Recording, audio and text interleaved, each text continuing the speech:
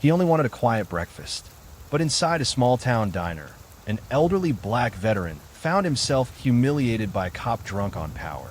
The officer thought he was mocking a powerless old man until someone sitting nearby revealed the truth. What happened next would shake the entire town and expose a secret no one saw coming. Please comment where you're watching us from, and don't forget to like, subscribe, and turn on notification. It was supposed to be an ordinary morning at Mel's Diner, a quiet little spot off the highway where truckers, locals, and veterans often stop for breakfast. The kind of place where the coffee was strong, the eggs came cheap, and the regulars all knew each other's names. But that morning, something ugly brewed in the air. An elderly black man, his back slightly hunched, walked into the diner. His clothes were clean but worn, his boots scuffed from years of use. He moved slowly, with the stiffness of someone who had seen too much in his lifetime. He had seen things, indeed jungles, deserts, and battlefields. He was a veteran, though few in that room knew it. All they saw was a quiet old man who took a corner booth, placed his hat on the table, and ordered a simple breakfast.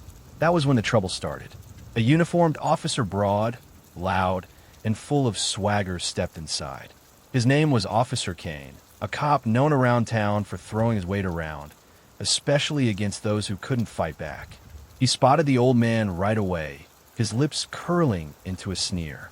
"Don't you know better than to sit there?" Kane barked, marching over. "That booth's for paying customers." The diner went quiet. The waitress froze, spatula in hand, eyes darting nervously between the cop and the man in the booth. The veteran lifted his gaze calmly. "I already ordered," he said softly. Kane scoffed. "Sure you did. I bet you plan to pay for it with food stamps, huh? Or maybe you'll just eat and walk out, like people like you always do." The words stung. Not because they were true, they weren't, but because of the venom laced in every syllable. The old man's hand twitched slightly, but he stayed calm. He had faced worse in his life. He had stared down enemy fire. He knew patience. But Kane wasn't done.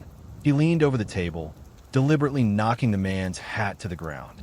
The veteran's hands clenched, but he didn't reach down. "Oh, what's this?" Kane laughed. "Army? Navy? Doesn't matter. Just because you wore a uniform once doesn't mean you matter now. This town doesn't owe you a damn thing." Murmurs spread across the diner. Some patrons shifted uncomfortably. Others stared at their plates. Nobody spoke up. Nobody dared. The waitress whispered, "Please, Officer Kane, let him be." But Kane smirked, enjoying the attention. He wanted a scene. He wanted to humiliate. "Get up," he ordered. "Out of that booth. Maybe you can sit by the restroom where you belong." The veteran stayed still. His voice, low but steady, carried across the room. "I fought for this country. I bled for it. I don't need permission to eat breakfast." Kane's face darkened. "Don't get smart with me, old man. You think your little war stories mean something? To me, you're nothing but another worthless." Before he could finish, a voice cut through the room. "Officer Kane, that's enough." Every head turned toward a man sitting quietly at the counter, dressed in a plain suit. Nobody had paid him much attention when he came in earlier, but now his presence filled the diner. Kane frowned. "And who the hell are you to tell me how to do my job?" The man reached into his jacket, pulled out a badge, and placed it on the counter. The room fell silent. It wasn't just any badge. It was the insignia of the state attorney general. Gasps rippled through the diner. The veteran's eyes flickered with recognition that he knew that seal, that authority. Kane's smugness faltered. His jaw clenched, his eyes darting from the badge to the veteran he'd just humiliated. The attorney general rose from his seat, his voice calm but cutting like a blade. "You just disrespected a decorated veteran. A man who has more honor in his scars than you will ever have in your badge." Kane stammered, I didn't know who he was." "That's the problem," the attorney general said coldly. "You didn't care who he was.